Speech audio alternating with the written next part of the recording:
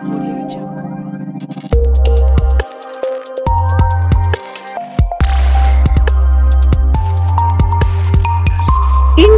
TV9 news Maharashtra. मालकी हक्क नसताना जागा खाली करण्याच्या दबावतंत्राचा वापर करून दहशत पसरवल्याबद्दल व त्या जागेवर बेकायदेशीर बोर्ड लावून ही जागा माझ्या मालकीची आहे असे सांगून दडपशाही करत आहे।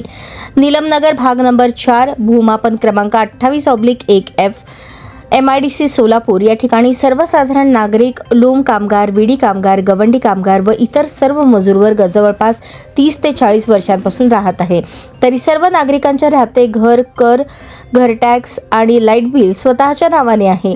दरवर्षीप्रमाणे घरपट्टी टॅक्स, लाईट बिल प्रत्येक महिन्याप्रमाणे नीलमनगर भाग 4 या भागात प्रत्येक नागरिकाने जवळपास 30 ते 40 वर्षांपासून स्वतः भरलेले टॅक्स, भंगीपट्टी, पाणीपट्टी, लाईट बिल भरत असून देखील आमच्यावर दडपशाही करत असल्याचे नीलमनगर संघर्ष समितीच्या वतीने जिल्हाधिकारी आणि पोलीस आयुक्त यांना निवेदन देण्यात आले।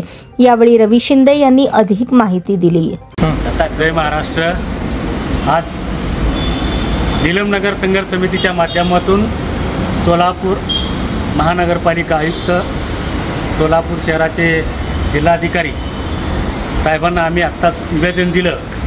नीलमनगर भाग 4 मधील 500 घरांवर परत एकदा माफिया लोकांचा गदारोहण सुरुवात झाली आहे।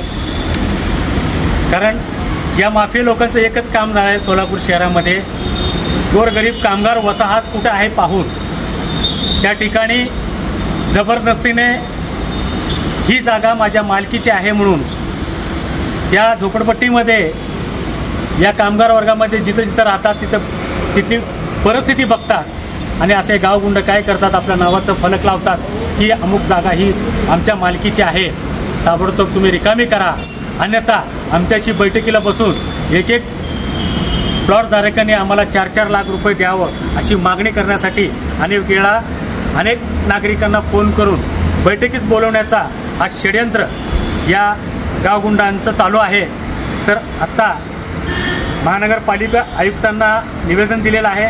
आयुक्तांना आमची विनंती आहे, 40 वर्ष झालं तिथला वर्ग पाणीपट्टी, भंगीपट्टी, टॅक्स, कर हे 40 वर्षापासून लाईट बिल सहित भरतात। एवढं सगळं भरत असताना कुणी बी ऐरेगेरे येतो ही माझ्या मालकीची जागा आहे म्हटल्यानंतर हा आयुक्त कारवाई का करत नाही। आता त्याच पद्धतीचं निवेदन आम्ही जिल्हाधिकाऱ्याला दिलेलं आहे। आता त्याच पद्धतीने आम्ही आयुक्त साहेबांना, पोलीस कमिशनर साहेबांना आम्ही निवेदन देणार आहे।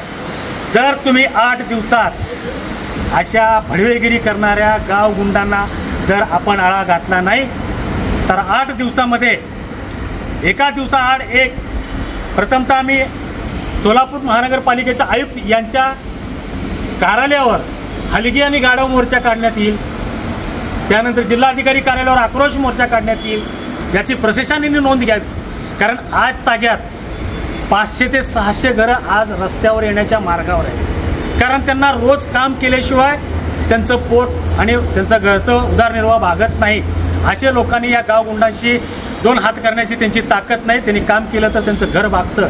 हे लोक घाबरून आता दहशतीचे आहेत आणि रात्री काय करतात, असे गावगुंड घरात घुसणे, लाईट बंद करणे किंवा धमकावणे, हे दहशत निर्माण करण्याचं काम या गावगुंडांचं आहे।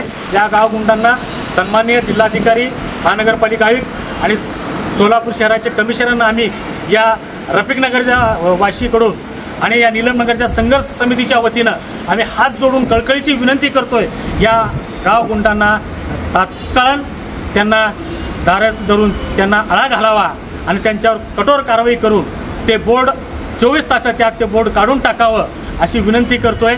आणि या गोरगरीब जनतेला आपण न्याय मिळवून द्याल याची अपेक्षा करतो। अन्यथा इथल्या कामगार वर्गाला जर घर नाही तर रस्त्यावर संसार करून खाण्याचं त्यांची अवकात नाही। आणि जर रस्त्यावर करून खायचं म्हणलं तर आपल्याला आत्महत्या केल्याशिवाय पर्याय नाही। काही लोकांची तर असं मत आहे तिथल्या नागरिकांचा, जर आमची जागा गेली तर आम्हाला आत्मदहन केल्याशिवाय पर्याय नाही। मग त्याला सर्वस्व जबाबदार सोलापूर महानगरपालिकेचे आयुक्त असतील, सोलापूरचे जिल्हाधिकारी असतील, सोलापूरचे सिटी कमिशनर असतील।